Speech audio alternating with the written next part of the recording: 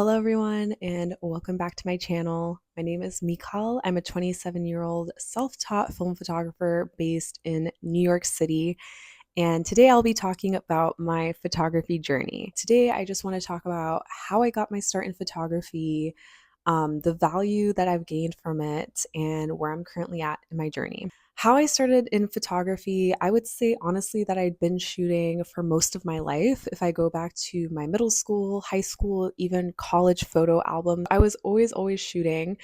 I just don't think I identified as a photographer.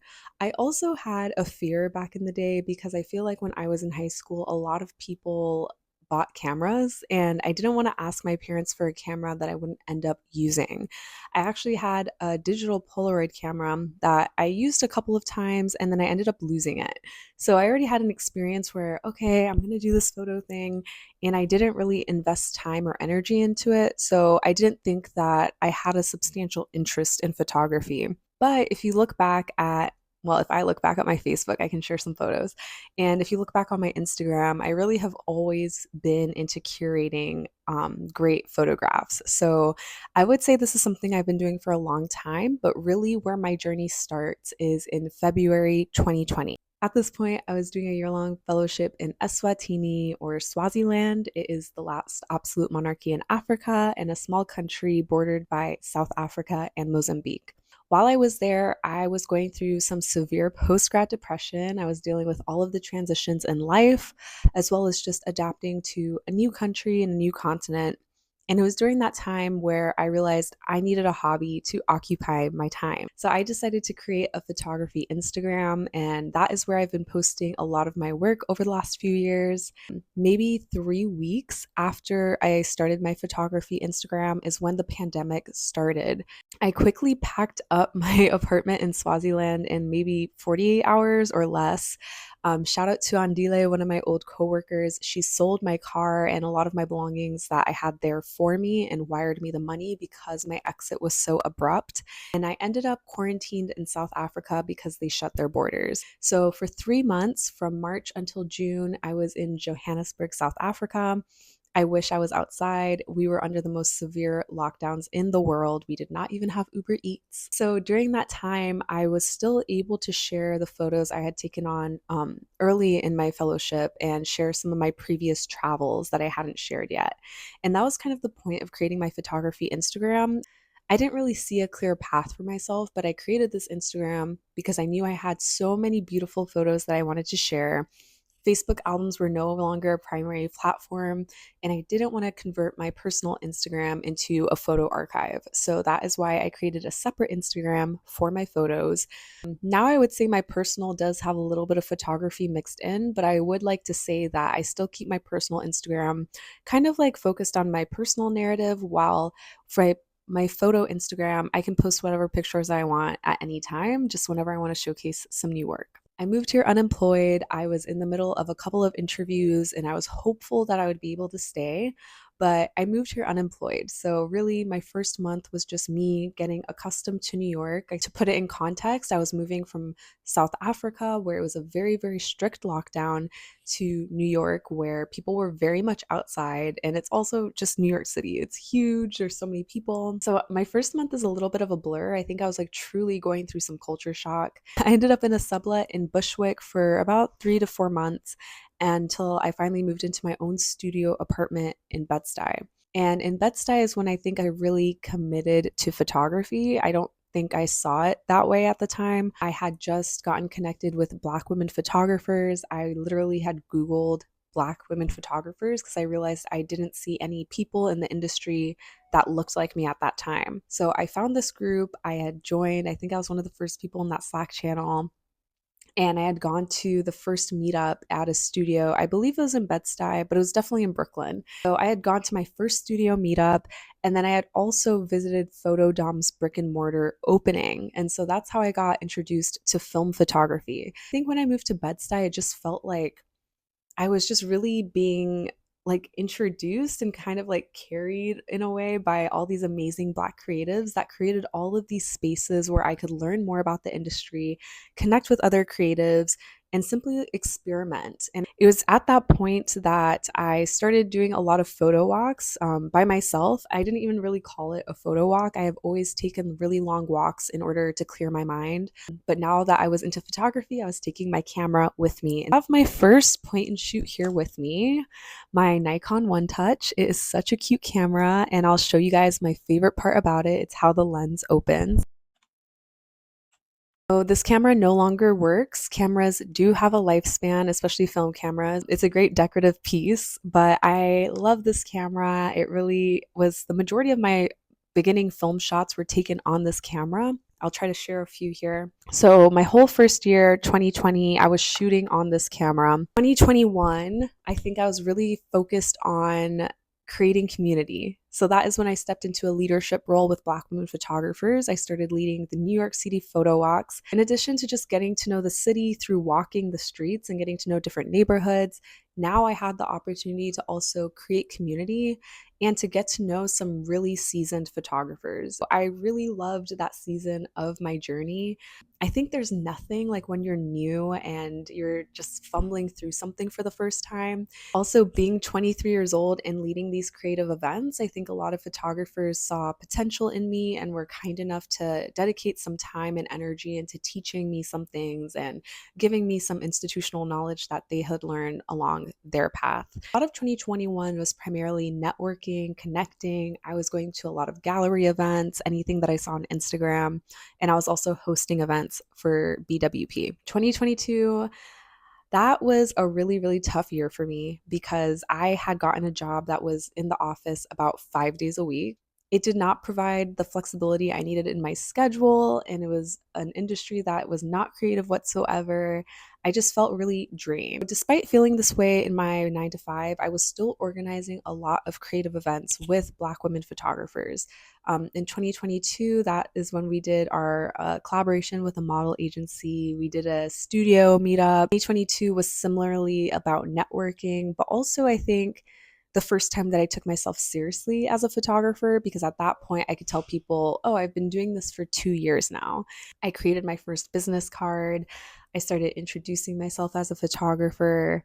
I submitted work to be part of BWP's print sale. It wasn't really strategic, but really any opportunity that came my way, I would just try to pursue it. And if it worked out, great. And if it didn't work out, then I learned something from it. 2023 was a huge year for my personal photography journey. If you know me, if you had talked to me about my photography before, you have heard me talk about my Habesha project. Stay tuned because my next video is going to be talking about my Habesha project, just the premise of the project, what led me to create it, and what I hope folks take away from it. I started that project, maybe 2021, I started that project. In 2023, I dedicated a significant amount of time and effort. Summer 2023, I conducted about 20 interviews with different Ethiopians and Eritreans of different ages, ethnic groups, birthplaces. I tried to make the group as diverse as possible because I really want this to be a conversation that inspires empathy and that really showcases the diversity of experiences within our community. I spent a lot of money on film. I spent a lot of time interviewing people. So it was a lot of time and energy. But now that the content is finished, I am now in the process of curating the project and pitching it to different physical locations. I would really like this to be an exhibit where we can host events and panels and hopefully productive conversations around language and identity. I also led my biggest meetup. That was an incredible photo walk. We had people come from New Jersey, from Brooklyn, from Queens.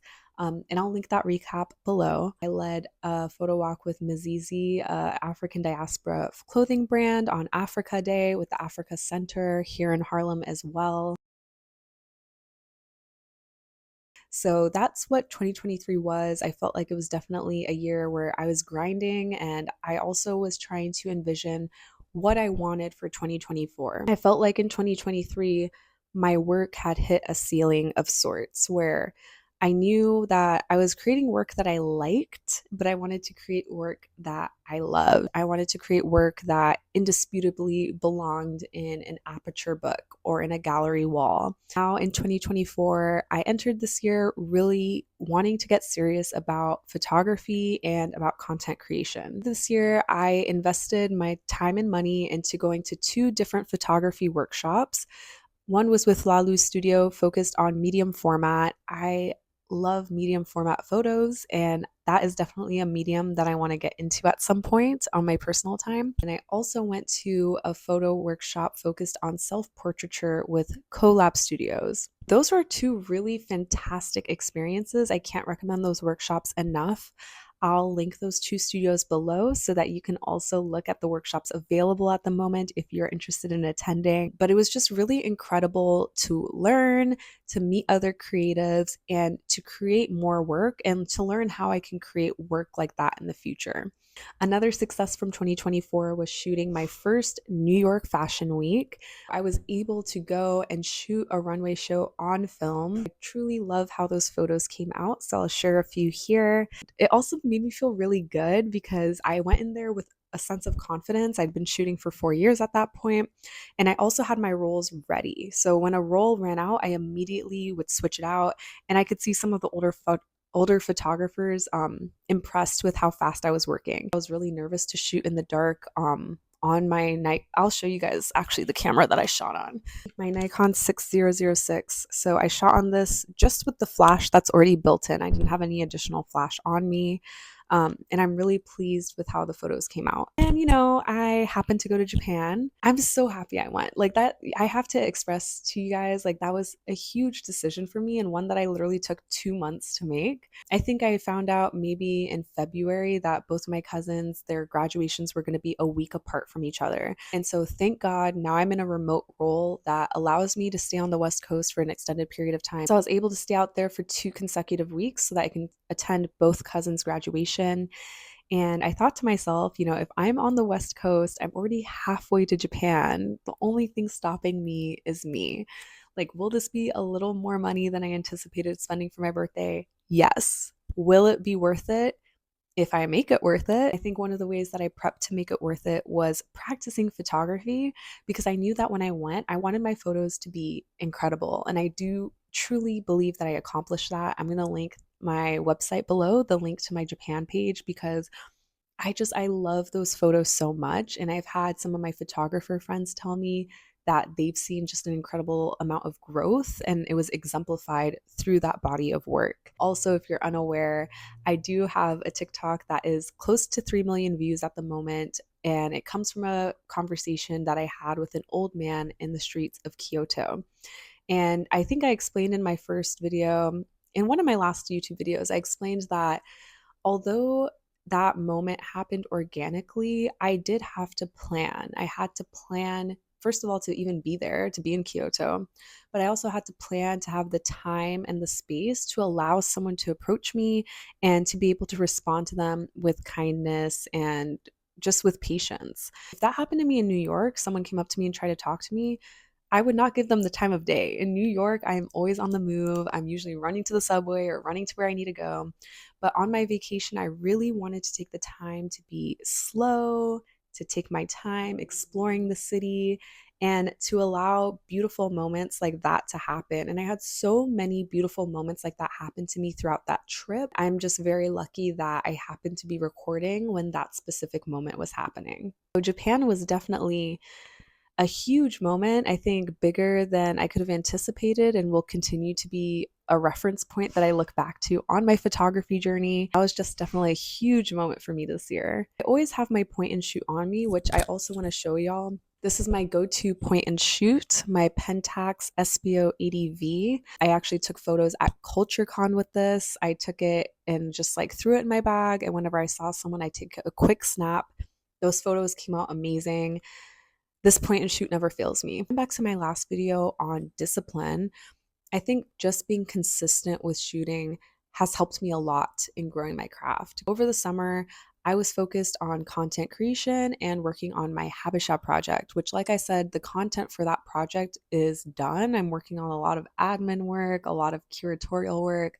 Now that I'm back in Harlem and I'm kind of settling into a groove and getting settled into my new home, I'm really getting back into documenting Harlem again. But yeah, 2024, I think, has really been a year where I've invested a lot in myself, a lot of time, a lot of money, a lot of energy. I, of course, always have business cards on me, and people at CultureCon actually really appreciated these business cards because of the QR code. A lot of people didn't have Wi-Fi or data access there. It was a little weak because of the large crowd.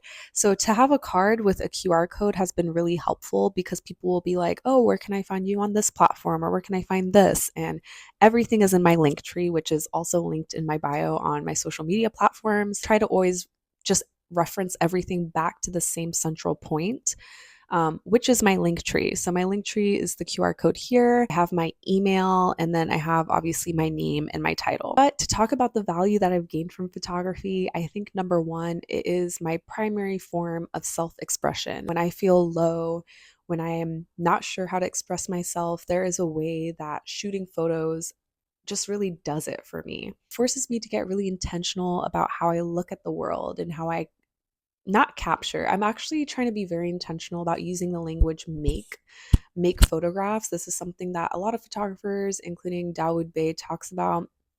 Let me grab that book real quick, actually.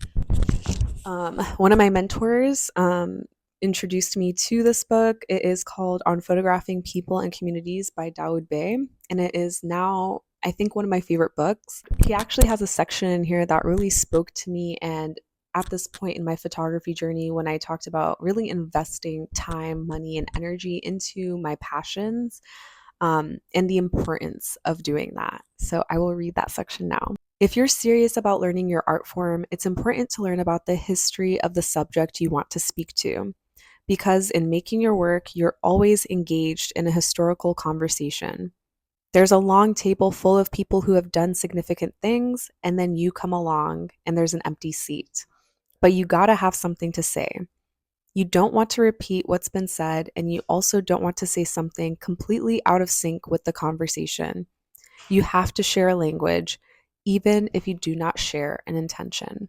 This is something that spoke to me because Dawood Bey has also shot a lot in Harlem as an outsider to Harlem. He's from Queens. To be an outsider from Harlem, I do shoot Harlem, and I have always felt this tension with being an outsider. I do have a specific lens because I'm Black and I'm African, so I'm able to navigate Harlem in a unique way, but I am still very much an outsider. So for anyone who's documenting people or communities, I highly, highly, highly recommend this book in learning just how you can be intentional about how you are making photos and how you are speaking and connecting with the people that you are making photos with.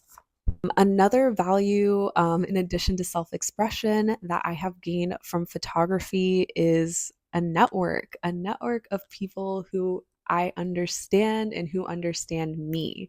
I am so, so, so lucky that my cousin is a photographer. Shout out to Abel, because when I was first getting my start in photography, even before I actually thought about getting into photography, he really encouraged me on this path. I'm going to share a photo here that I took at the National Portrait Gallery when my cousins were visiting me during my college graduation. And I distinctively remember waiting for the crowd to move in a specific way so that I could capture this photo on my iPhone.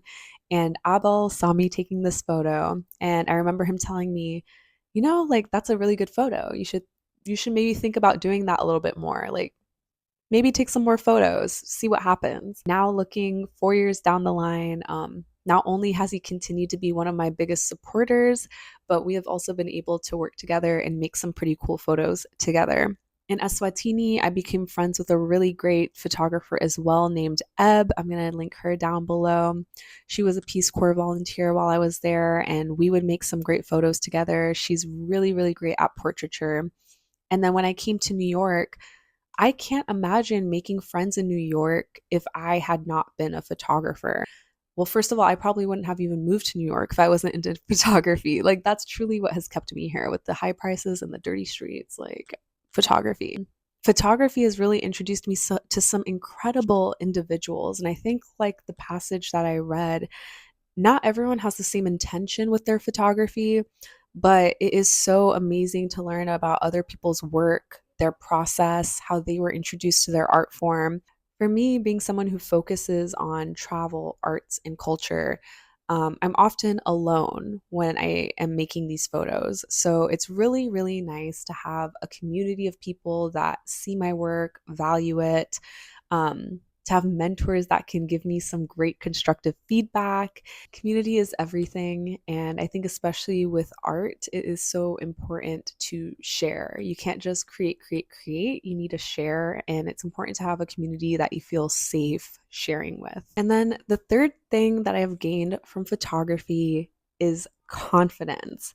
More often than not, I feel like people are receptive to photos, but there's going to be times where people reject you or when people are just straight up disrespectful and rude to you, and you're just going to have to be okay with whatever reaction you get. So I think, a lot of, what do they say? Like rejection therapy, it helps you kind of get over it. Rejection doesn't matter because, for every no, there's going to be a yes down the line. I also think that it gave me confidence because my photography has really developed to a point that I didn't know was possible for me. I'm so excited to share my work with people, and it took a long time to get to this point. For anyone who's struggling to share their work, just know that it is going to be cringy at first. When I first started posting on my photography Instagram, it was very cringy, but you have to start somewhere. And the faster you start, the faster that you can gain the confidence to keep going. To wrap that all up, I have gained self expression, community, and confidence. I remember in 2020, Kennedy Carter and Tyler Mitchell are two fantastic photographers who are my age. So when I was starting to post on Instagram, here I am seeing these incredible photographers my age, making covers and shooting Beyonce. And imagine if I had compared myself to them and say, well, I'm not shooting Beyonce, so I guess, maybe I shouldn't be posting my work because it's not that great. You cannot compare yourself to other people. Everyone has their own journey, and your journey can only be yours once you start it. So I encourage anyone who is scared to start or who is getting a little anxiety about being judged by other people, the only opinion that matters is yours. And if you feel good and if you find fulfillment in creating your art, I would challenge you that it's even your responsibility to express yourself and create that art, because you never know who you will inspire by being yourself. So, where am I now in my photography journey? I'm a mentee with Free Juice, which is a nonprofit focused on accelerating diversity in the photography industry. I'll link them below. I've been learning so much through that mentorship program. Shout out to the Free Juice team. Like I said, I'm working on my Habisha project. I will be sharing more on that in the next video. Time and space is not confirmed for that project yet. I am hoping after I share that video, I will have some people reaching out about a space that they can offer me for the project. But the content is finished, and it's a very personal project. As you can imagine, anything identity based is personal. And this project is focusing on the relationship between language and identity. So I'm really, really excited to share that with y'all. And then, of course, I am just generally kind of doing my photography maintenance. I'm trying to get better about going through my archive regularly so I know what is appearing in my work. Through my mentorship program, I've come to realize that taxis are actually showing up a lot in my work. So that's a fun kind of subgenre that I'm exploring right now. I also have a ton of negatives that I need to file. So I'm hoping that I can film that process. One, to hold myself accountable, and two, to share more kind of about the whole photo process, right? Like there's the act of creating a photo, and then there's the act of, after the photo happens, what happens, right? Like, how do I store the photos on my hard drive? How do I store my negatives so that they're fresh and so that I can scan them again in the future? These are all things, and well, not things, these are all habits that I've built over time. It's just really essential for my work, because if my hard drives fail or if my online storage fails, then I have my negatives that I can scan again, and that work will still be preserved. And I'm really excited to continue documenting Harlem. Harlem is such a special neighborhood to me. I feel like I really matured as a woman here. I did my first corporate big girl job while I lived in Harlem, just like a lot of growth while I lived in this neighborhood. So to move to the lower Manhattan area, and to come back. I think I had this idea when I moved to Lower Manhattan that I was going to be opened up to so many different opportunities because I was moving to kind of like a more heavy traffic area. But as I said, I think earlier in this video, I'm not sure if I said it to be honest, but I'll say it now. When I went to Japan, I expected to get better photos in Tokyo than Kyoto because I feel like when I look on Pinterest, Tokyo just has so much cool content. And I was actually much more inspired in Kyoto. And I realized it's because I'm really inspired by nature, arts, culture. And so when I went to Lower Manhattan, I was exposed to new gallery spaces, I met new people, but I wasn't as inspired as when I am in Harlem. I find it really funny that when I moved back to Harlem, I didn't need to remember to take photos anymore. I was just constantly inspired by the neighborhood around me. Harlem is so beautiful. I love the way the sun hits Fifth Ave. I love the way that 125th looks like when the sun sets and the Apollo sign has just lit up. I love the walk to Central Park. That is actually a video I have pinned on my Instagram. When I walk to Central Park, I love the intersection of 116th and Lenox. So there's just something about Harlem that is very inspiring to me. And it's very, I don't know how to describe it. I'm very touched to be able to read work like Dawood Bey's book and to see the parallels with my experience in Harlem. So that is where I'm at with my photo journey. I'm immensely proud of my growth. I am extremely busy and a little tired, but you can't complain when your blessings are coming to fruition. I'm excited to share about my Habesha project with you all. I'm certain that's going to be my first YouTube video to go viral because the Ethiopian and Eritrean community is definitely going to pop off in the comments. I hope that people find value in it, and I'm really interested to see people respond to the work. I always get people asking me about how I got my start in photography. I hope this answered some folks' questions. I do think that 2024 is a really, really big inflection point for me. Like I said, I went to my first photography workshops. I shot New York Fashion Week for the first time. I invested in my trip to Japan, where I also invested in a lot of film to shoot on. And now I'm investing in this mentorship program. I feel like my network is expanding rapidly. I'm being opened up to a lot of opportunities, and it feels like I'm on the right path. It feels really good to be sharing my journey with you guys at this point, but I also do want to impress that this is not how it always has been. I started my journey when I was at a very low emotional point, and the purpose of me starting to make photographs was to express myself. So I think how I want to wrap this up is that as long as you're making work that you feel expresses yourself and you feel fulfilled by it, sorry, I started a little bit there. As long as you're creating work that you feel is a true expression of yourself and that you feel fulfilled by, you should continue creating that work. If you are someone who is on a creative path and you haven't been feeling too encouraged, I want to be that voice online that tells you, keep going. Your path may not always be straight.